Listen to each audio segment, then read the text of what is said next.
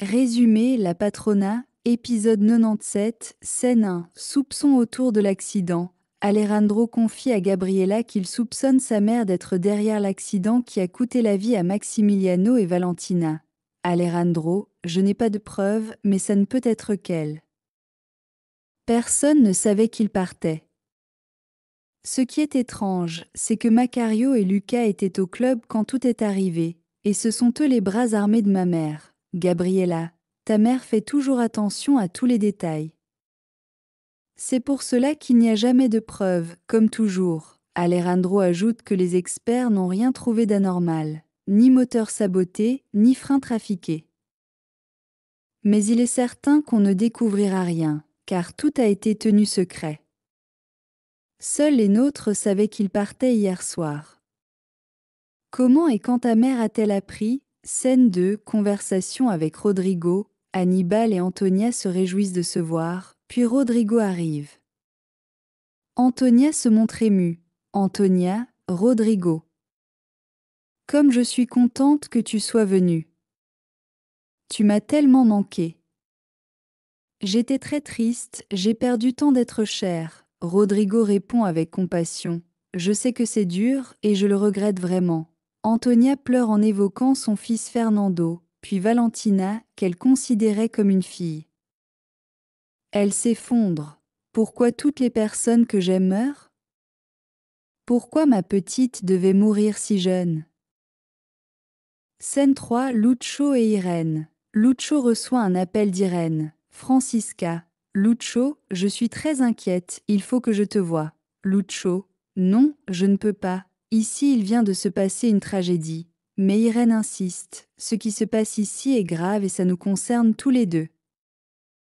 Viens immédiatement. Scène 4, la douleur de Gabriela et Alejandro. Gabriela pleure. Je n'aurais jamais pensé devoir enterrer mon petit frère. Alejandro partage sa peine, ni moi Valentina. Alejandro partage sa peine, ni moi Valentina. Cecilia propose à Constanza de venir aux funérailles, mais celle-ci refuse pour ne pas attirer l'attention du commissaire Rodrigo Balmasda. Scène 5, les funérailles, Francisca demande « Où allons-nous » Aux funérailles. Gaston l'accompagne. Tout le monde se dirige au cimetière. Un moment de silence lourd s'installe. Puis un discours émouvant est prononcé sur Max et Valentina. Orateur, Valentina, Maximiliano. Vous étiez deux jeunes pleins d'amour et de vie. La vie n'est pas juste, mais elle l'est encore moins quand elle enlève deux êtres aussi bons et jeunes. Vous ne serez pas oubliés. Et si quelqu'un a provoqué cela? Je jure que vos morts ne resteront pas impunis. La douleur explose. Francisca crie « Non !» Mon fils. Je l'ai mis au monde. Pourquoi Max? Pourquoi Valentina? Nous sommes seuls maintenant. Elle s'effondre, inconsolable. Gaston tente de la calmer mais elle hurle qu'elle ne veut plus vivre sans eux. Scène 6, soupçon persistant. Plus loin, Patricia et Ricardo commentent la douleur de Francisca et surtout les paroles d'Alejandro, qui semblaient viser Antonia et Hannibal. Patricia, Ricardo, crois-tu vraiment que ce n'était pas un accident? Ricardo, je ne sais pas encore. J'attends les résultats des experts. Son téléphone sonne, c'est Balmasda. Qui le convoque? Ricardo part aussitôt. Patricia, de son côté, continue de douter et d'imaginer des complots, ce qui inquiète son entourage. Scène 7, Francisca au désespoir. Francisca, anéantie, reçoit des calmants grâce à un médecin ami de Gaston.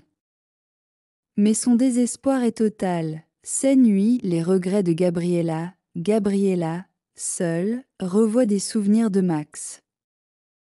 Elle sanglote. Gabriela, Max, tu étais un garçon bien. Je ne te haïssais pas, ni toi ni ta mère.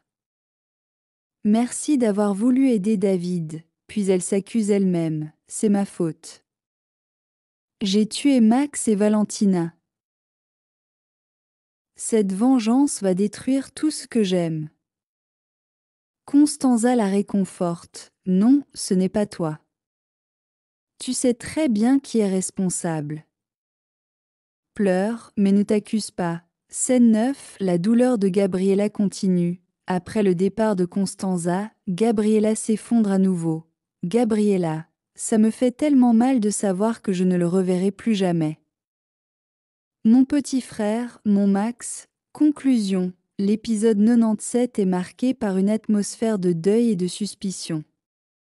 Toute la ville pleure la mort brutale de Maximiliano et Valentina. Francisca est anéantie, Gabriella rongée par la culpabilité, et Alejandro persuadé qu'Antonia Guerra est derrière le drame. Mais sans preuve, la vérité reste hors de portée, renforçant la tension et la douleur de chacun. Épisode 98, résumé de l'épisode 98, la Patrona. Scène 1, les révélations d'Alejandro. Alejandro réunit Ricardo, Patricia, Gabriella et quelques proches pour leur expliquer ce qu'il avait découvert. Il leur dit qu'il possédait le portable contenant la preuve des manigances de sa mère et que c'était elle qui avait provoqué la mort des jeunes. Ricardo observa que, dans ce cas, il y avait matière à une enquête judiciaire. Patricia demanda si Antonia avait agi pour obtenir l'argent de Valentina. Alejandro répondit que sa mère voulait bien plus que cela, elle convoitait tout. Animé par une ambition sans limite et une cruauté sans borne, il expliqua qu'Antonia avait piégé les jeunes avec des documents, les poussant à signer ce qui semblait être un testament.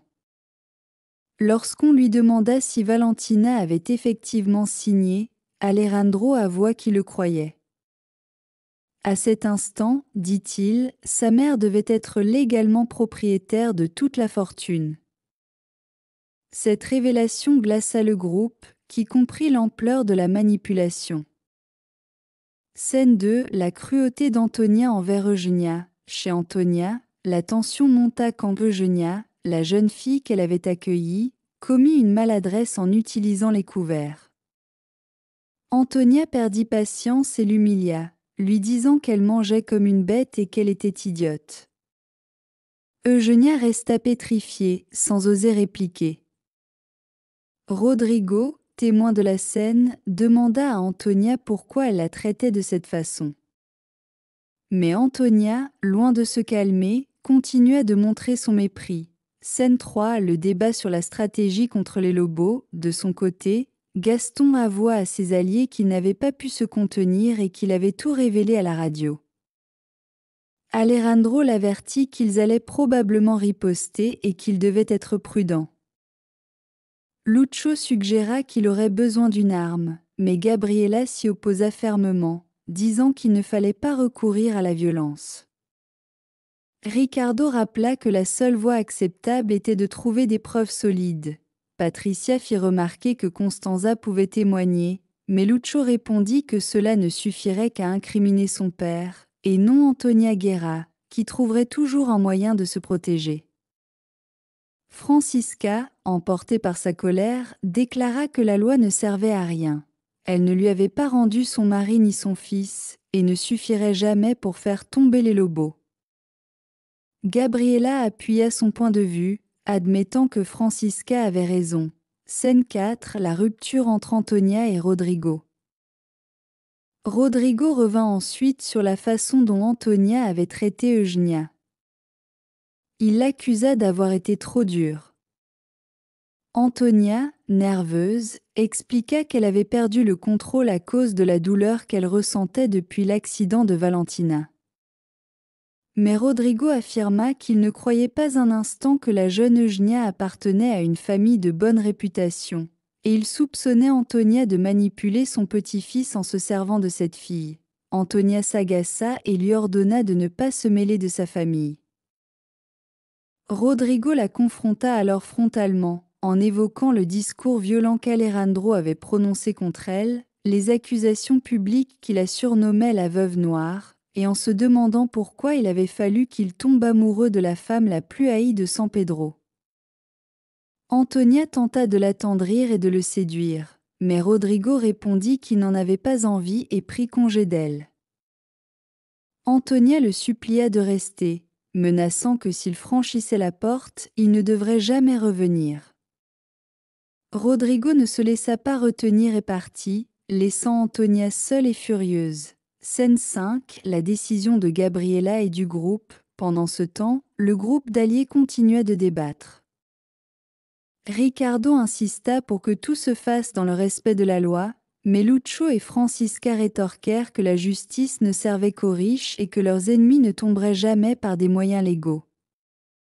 Gabriela prit alors la parole avec émotion. Elle rappela que leur guerre était née de leur souffrance et qu'il était temps de se lever et de se battre. Elle affirma que les Lobos devaient payer. Elle jura de se venger pour toutes les injustices subies, pour le tigre Suarez, mort dans ses bras, pour son enfant qu'on lui avait arraché avec brutalité, pour son fils David, qu'on avait rempli de haine, et pour son frère Max. Elle déclara qu'elle ne se reposerait pas tant qu'elle n'aurait pas vengé chacun d'eux. Les autres suivirent son exemple. Alejandro jura au nom de Max et Valentina. Constanza rappela les longues années passées enfermée sans savoir ce qu'il advenait de son fils. Ricardo parla de la souffrance qu'il avait ressentie quand on lui avait fait croire que sa mère l'avait abandonné. Lucho évoqua sa sœur et ses parents. Gaston parla d'Innocencia et de toutes ses larmes. Enfin, Francisca confia qu'elle ne vivait plus qu'avec la haine depuis qu'on lui avait arraché son mari et son fils. Tous s'unirent pour proclamer que l'heure de la vengeance était arrivée, et qu'elle se ferait sans pitié. Scène-ci, la peur intime de Gabriela. Plus tard, Gabriela, toujours sous l'identité de Veronica, se confia à Alejandro. Elle lui avoua qu'elle avait voulu se montrer forte, mais qu'elle avait peur de se perdre elle-même dans cette guerre. Alejandro la rassura en affirmant que leur amour ne disparaîtrait jamais. Mais Gabriela lui révéla sa plus grande crainte, que cet amour se transforme en haine le jour où elle aurait terminé sa guerre contre Antonia Guerra, la femme qui lui avait donné la vie. Conclusion, dans cet épisode, Alejandro révèle que sa mère Antonia a hérité de la fortune de Valentina par manipulation. Antonia, nerveuse et cruelle, s'isole de plus en plus, allant jusqu'à perdre Rodrigo, qui la quitte. Gabriela et ses alliés décident d'abandonner la voie légale et jurent ensemble de se venger des Lobos, chacun rappelant sa douleur personnelle. L'épisode se termine sur la confession intime de Gabriela, qui avoue à Alejandro craindre que son combat contre Antonia détruise leur amour. C'est la fin.